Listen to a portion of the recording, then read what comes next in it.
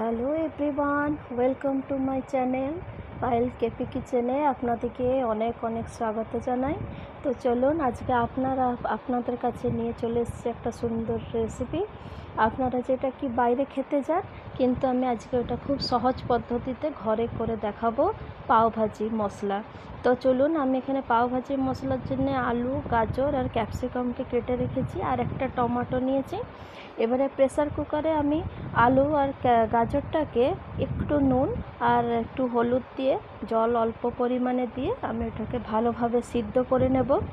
দেখুন, আমি 2 থেকে 3টে সিটি দিয়ে ভালো করে সিদ্ধ করে নিয়েছি। এবারে সিদ্ধটা হয়ে যাওয়ার পরে এরকম আপনার ম্যাশারে হোক ম্যাশ করে দেবেন, নাহলে হাতে করেও চকুটে নিতে পারবেন। আর আমি পুরো চকুটে নিয়েছি আর ভালো করে ম্যাশ করে রেখেছি। এবারে চলুন, আমার কড়াতে তেল দিয়ে দিয়েছি, 4 চামচের মতন তেল দিয়েছি, আর 25 গ্রামের মতন বাটার দিয়েছি, যাতে কি ফ্লেভারটা খুব ভালো আসবে। তো দেখুন, আমি কড়াতে আমার তেল বাটারটা দুটো মিশিয়ে গরম হয়ে গেছে। এবারে আমি এতে একটা তেজপাতা দিয়ে দিচ্ছি, আর দিয়ে দিচ্ছি ছোট্ট ডালচিনি, আর 4-5টা কালো গোলমরিচ, আর দিয়ে দিচ্ছি 4-5টা লবঙ্গ। আমার ওগুলো বেশ তেলে গরম হয়ে গেছে। এবারে আমি পেঁয়াজ কুচি দিয়ে দিচ্ছি।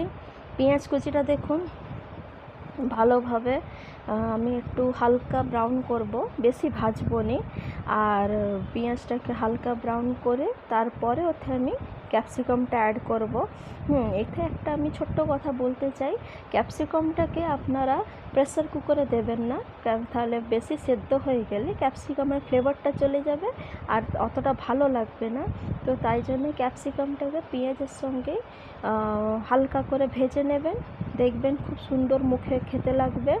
এবারে আমি একটু ধনে গুঁড়ো দিয়ে আর একটা টমেটোকে কেটে দিয়ে দিয়েছি, দিয়ে ভালো করে নেড়ে চেড়ে নিয়েছি। কোনো জল দেবার প্রয়োজন নেই, কোনো ঢাকা দেবারও প্রয়োজন নেই, এমনি নেড়ে চেড়ে সবগুলোকে হালকা করে ভেজে নেবেন।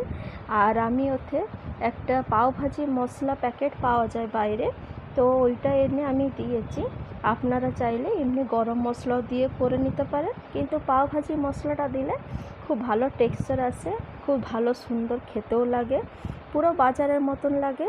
আর দেখুন খুব সহজভাবে, কত সুন্দর, কত তাড়াতাড়িভাবে আমার পাওভাজি মশলাটা রেডি হয়ে গেছে।